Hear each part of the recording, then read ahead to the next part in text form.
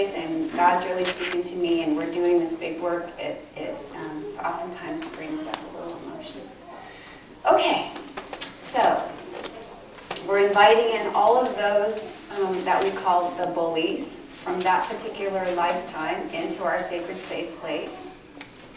And all of you that are in the sacred safe place, I'm going to ask you to step out and watch.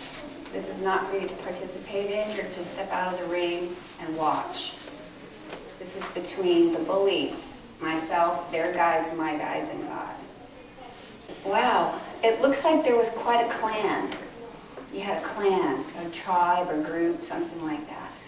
And they're all here, and they're bringing with them, they're bringing with them, they're all holding hands and they're dragging with them others. So it looks like it, for some of those, it went back ancestrally for them. Is that correct? Yes. So not only your group, but your group is bringing in groups. We're talking a lot of folks here.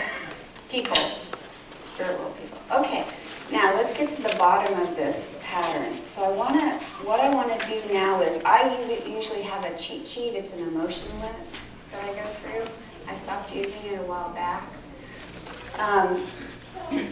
What I would recommend you do is make a list of every single emotion that you can think of. By the way, indecision is a non-beneficial emotion. Non-beneficial. Make a list of all the non-beneficial emotions on one side and make a list of the beneficial, maybe even the opposites on the right. You may not always need those, but those are guidelines. The non-beneficial emotions also are, unloved, unwanted, abandonment, frustration, anger, greed, indecision, jealousy, coveting, you name it. It's just as many as you can think of. Now, I'm going to ask Spirit and your higher self and your guides, does he even have conscious awareness of this particular emotion? And I get a no. That means that we're going to go into tracking.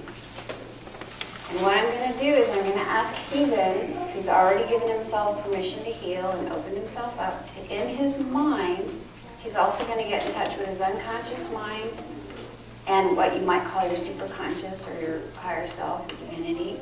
And I'm going to ask you, in your mind, to run through, slowly, a list of the non-beneficial emotions that have been affecting you. Okay? And I'm going to, before you do that, and I'm going to track him with my pendulum. My pendulum is listening. Do it mentally? Yeah, do it mentally. You don't have to say it out loud. But if you're a beginner doing this, you want to have him say it out loud. But for the purposes of your showing you this, I'm going to have him do it mentally. Okay, ready? Okay, just do one at a time. Stop right there.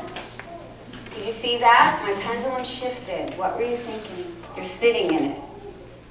What's the emotion? Frustration. Frustration. Okay, good. All right.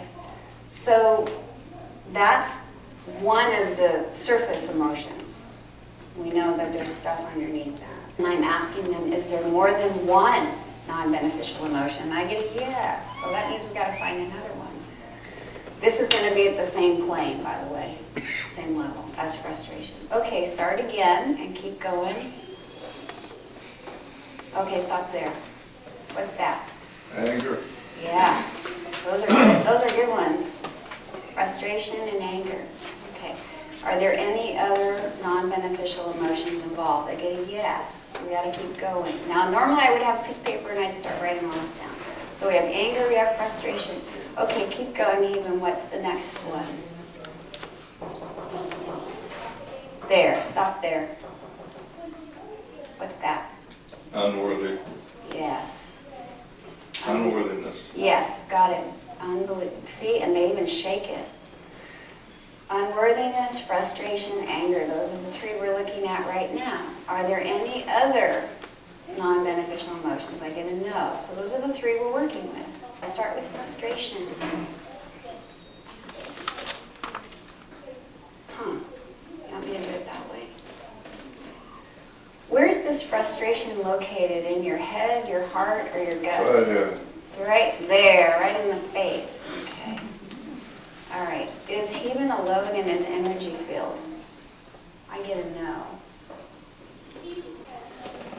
Okay, so he's not alone in his energy field, that's right. Okay, so the way I deal with this is I talk to the energy in the energy field, and I say to them, look, it's not beneficial, and I am right now, by the way. When we have conversations, we're not just talking to the conscience, we're talking to the soul. Everybody gets that, right? When you have conversations with people. So it's really important that you take care of the conversations that you have, because you're talking to their soul. Your souls are communicating. All right, so I'm going to speak to the energy in this energy field, and I'm going to say to you, you're an immortal being of the light, and it is not beneficial for you to be in Heben's energy field, nor is it beneficial for Heben to have that in his energy field. And I run my pendulum, and as soon as they leave, it'll stop. So you keep talking. But the things that you want to say are things that are true.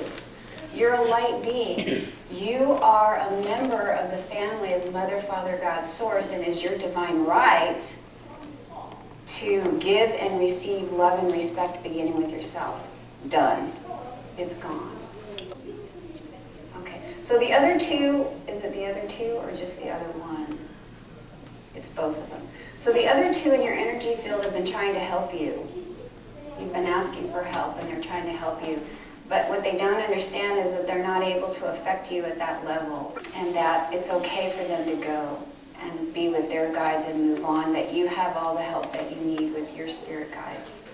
And we honor them, and we give them immense gratitude and love for taking time out of their path to be with you, to help you. Okay, did you see that? Now, is Heben alone in his energy field now? Yes. You feel different? Yeah, a little release there. Okay, yeah, I get a yes. All right, let's move on. Now let me check that frustration. I see he still has the emotion of frustration. Does he still have the emotion of anger? I get a no. That one's gone. I can feel it shifting. It wasn't yours. Oftentimes when we experience emotions, it's a resonating wound with somebody or something else. It lights us up, right? So he had a wound of anger, and it was attracting that from someone else. And now that that's gone, he let it go. Do I still see the emotion of unworthiness? And I get a yes. So we're still going to work with frustration and unworthiness, but the anger is gone. Nice work.